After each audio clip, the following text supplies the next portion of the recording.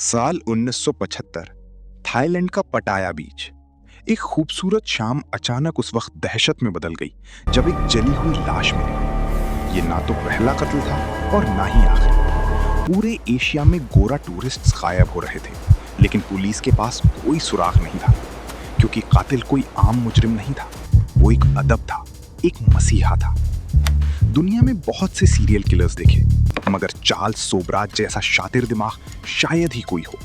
वो इतना डेंजरस था कि उसने 10 से ज्यादा मुल्कों की पुलिस को सालों तक अपनी उंगलियों पर नचाया। उसे द सर्पेंट इसलिए कहा जाता था क्योंकि वो किसी सांप की तरह अपनी खाल यानी आइडेंटिटी बदलने में माहिर था। एक ऐसा शख्स जो लोगों को जहर देता और फिर उनका डॉक्टर बनकर उनकी जान बचाने का नाटक करता। लेकिन एक मामूली चोर दुनिया का सबसे बड़ा मैनिपुलेटर कैसे बना? क्या ये सिर्फ पैसों की भूख थी या लोगों के दिमाग से खेलने का जुनून? चलिए आज उस शैतान की दास्तान सुनते हैं जिसे दुनिया द सर्पेंट कहती है। दोस्तों, अगर आपको ऐसी ही डार्क और थ्रिलिंग डॉक्यूमेंट्रीज पसंद हैं तो अभी सब्सक्राइब करें और बेल आइकन दबाएं। चार्ल्स का बचपन किसी टूटे हुए ख्वाब जैसा था। वियतनाम में पैदा हुआ, फ्रांस में भटका। ना बाप का साया था, ना माँ का प्यार। उसने बचपन में ही एक बात सीख ली थी, दुनिया उन्हीं की है जो धोखा देना जानते हैं। उसने छोटी चोरियों से शुरुआत की, मगर उसका असली हथियार उसका करिश्मा था। वो इतना हसीन और बातों का माहिर था कि लोग उस पर आंख बंद करके भरोसा कर लेते। 1970s में एशिया में हिपी ट्रेल का क्रेज था। वेस्टर्न टूरिस्ट्स शांति की तलाश में थाईलैंड, इंडिया और नेपाल आ रहे थे। इन्हीं लोगों को चार्ल्स ने अपना शिकार बनाया, मगर वो अकेला नहीं था। उसने अपनी एक आर्मी बनाई थी। पहले थी मारी आंड्रे लेक्लर्क, एक कनेडियन लड़की जो चार्ल्स के इश्क में इस कदर अंधी थी कि वो उसकी हर मौत का हिस्सा बनी। और फिर था अजय चौधरी, वो साया जो चार्ल्स के हर ऑर्डर्स पर लाशों को ठिकाने लगाता था। इन तीनों ने मिलकर मौत का एक ऐसा जाल बुना जिसे तोड़ना नामुमकिन था। चार्ल्स का टारगेट हमेशा वही लोग होते जो अकेले ट्रैवल करते थे।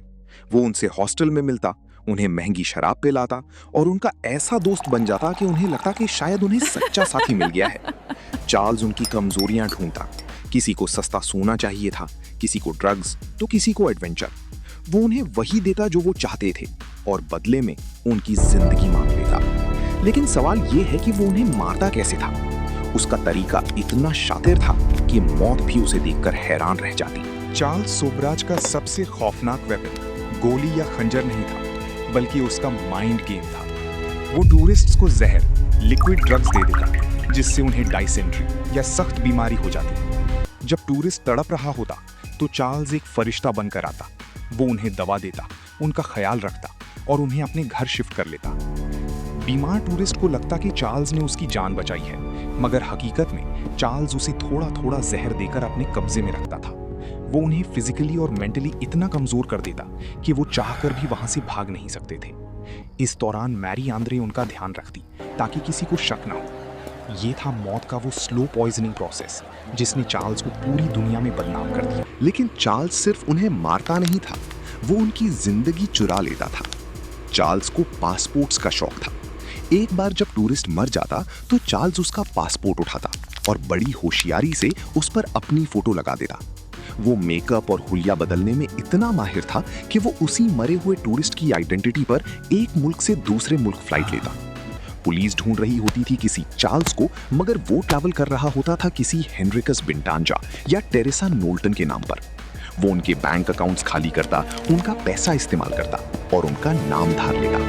ये एक ऐसा आइडेंटिटी थेफ्ट था जो उस वक्त की पुलिस के लिए नामुमकिन सा पजल बन गया था। जब बैंकॉक के बीचेस पर बिकिनी पहनी हुई लड़कियों की जली हुई लाशें मिलने लगी तो दुनिया की मीडिया में एक ही नाम गूंजा, द बिकिनी किलर। चार्ल्स ने दहशत का वो राज कायम किया था कि टूरिस्ट्स एशिया आने से डरने लगे थे। अजय चौधरी लाशों को बीच पर फेंक देता या उन्हें जला देता ताकि पहचान ना हो सके। चार्ल्स को लगता था कि वो गॉड बन चुका है, मगर वो ये भूल गया था कि हर सर्पेंट का रास्ता कभी ना कभी किसी ऐसी दीवार से टकराता है जहां से वापसी मुमकिन नहीं होती। साल 1976, इंडिया का दिल दिल्ली। चार्ल्स ने यहाँ भी वही शतरंज की बाजी बिछाई थी, मगर इस बार वो पकड़ा गया। उसे तिहाड़ जेल भेज दिया गया। लेकिन सुनिए, चार्ल्स सोबराज के लिए जेल कोई कैद खाना नहीं था, वो उसका नया हेडक्वार्टर्स था। उसने वहां के गार्ड्स और ऑफिशियल्स को रिश्वत और बातों के जाल में ऐसा फंसाया कि वो उसके नौकर बन गए। चार्ल्स जेल के अंदर सूट पहनता, बढ़िया खाना खाता और उसके पास अपना पर्सनल टाइपराइटर और लीगल बुक्स थी। वो जेल के अंदर बैठकर दुनिया भर के जर्नलिस्ट्स को इंटरव्यूज देता था। मगर इस लग्जरी के पीछे एक खौफनाक डर छुपा था, एक्स्ट्राडिशन। उसे पता था कि अगर वो इंडिया की जेल से रिहा हुआ तो उसे सीधा थाईलैंड भेजा जाएगा, जहां बिकिनी मर्डर्स के लिए उसे फांसी दे दी जाएगी। उसे इंडिया की जेल में रहना मंजूर था, मगर बाहर जाना मौत था। मार्च 1986। चार्ल्स को जेल में 10 साल हो चुके थे और उसकी रिहाई नजदीक थी। थाईलैंड का वारंट अभी भी वैलिड था। चार्ल्स ने एक ऐसा मास्टर प्लान बनाया जो दुनिया की क्राइम हिस्ट्री में सुनहरी हुरूफ में लिखा गया। उसने जेल में अपनी बर्थडे पार्टी रखी। बड़े बड़े बास्केट्स में मिठाइयाँ, केक और ग्रेप्स लाए गए। चार्ल्स ने बड़े प्यार से वो मिठाइयाँ गार्ड्स और साथी कैदियों में बांटी, मगर उन मिठाइयों में नींद की भारी मिकदार सेडेटिव्स मिली हुई थी। कुछ ही देर में पूरी जेल के गार्ड्स बेहोश होकर गिरने लगे। चार्ल्स ने आराम से उनसे चाबियां ली, जेल का मेन गेट खोला और बाहर निकल गया। वो भागा नहीं था, वो एक गेम खेल रहा था। उसने जानबूझकर गोवा में अपनी गिरफ्तारी करवाई। क्यों? ताकि उस पर जेल तोड़ने का नया केस चले और वो अगले 10 साल तक इंडिया की जेल में महफूज रहे। जब तक वो रिहा हुआ, थाईलैंड का वारंट एक्सपायर हो चुका था। चार्ल्स ने मौत को एक बार फिर मात दे दी थी। चार्ल्स अब दुनिया की नजर में एक हीरो विलन बन चुका था। उसने साबित कर दिया था कि कानून उसकी जेब में है। मगर ये जीत उसके सर पर चढ़ गई थी। उसे लगा कि वो इतना शातिर है कि दुनिया की कोई ताकत उसे बंद नहीं कर सकती। मगर वो भूल गया था कि शैतान कितना ही बड़ा क्यों ना हो जाए, उसकी किस्मत का फैसला लिखा जा चुका होता है। वो एक गलती जिसने द सर्पेंट की कमर तोड़ दी। 1997 में चार्ल्स इंडिया से रिहा होकर फ्रांस पहुंचा। वहां वो एक मुजरिम नहीं बल्कि एक सेलिब्रिटी बन गया। लोग उससे मिलने के लिए लाखों डॉलर्स देते थे। वो टॉप टीवी शोज पर आता, अपनी कहानी सुनाता और शानो शौकत की जिंदगी गुजारता। लेकिन कहते हैं ना कि द सर्पेंट कभी शांत नहीं रह सकता। उसे अटेंशन की ऐसी लत लग गई थी कि वो भूल गया कि उसके हाथ हजारों मासूमों के खून से रंगे हुए हैं। उसे लगा कि पूरी दुनिया की पुलिस उसके सामने घुटने टेक चुकी है।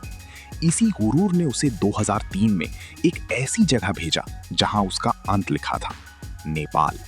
सितंबर 2003, नेपाल की राजधानी काठमांडू। चार्ल्स वहां आराम से घूम रहा था, ये सोचते हुए कि 28 साल पुराने कत्ल किसे याद होंगे। मगर किस्मत को कुछ और ही मंजूर था।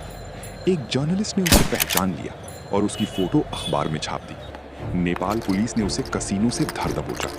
चार्ल्स ने अपनी पूरी कोशिश की, वही पुराने माइंड गेम्स खेले, दुनिया भर के बड़े वकील बुलवाए, मगर इस बार कानून की गिरफ्त सख्त थी। उसे 2 टूरिस्ट के कत्ल में उम्र कैद की सजा सुना दी गई। वो सर्पेंट जो हजारों बार खाल बदल कर निकल जाता था, आज अपनी ही पुरानी गलती के जाल में फंस गया था। वो 19 साल तक नेपाल की जेल में रहा और आखिरकार 2022 में उसे बुढ़ापे और सेहत की वजह से रिहा किया गया। चार्ल्स सोबराज की दास्तान हमें सिखाती है कि दिमाग चाहे कितना ही तेज क्यों ना हो, अगर वो किसी का बुरा करने के लिए इस्तेमाल हो तो उसका अंजाम हमेशा बुरा होता है। गुनाह की उम्र लंबी हो सकती है, मगर उसका अंत जरूर होता है। उम्मीद है आपको द सर्पेंट की ये दास्तान पसंद आई होगी। अगर वीडियो अच्छी लगी तो लाइक करें। नेक्स्ट वीडियो में मिलते हैं।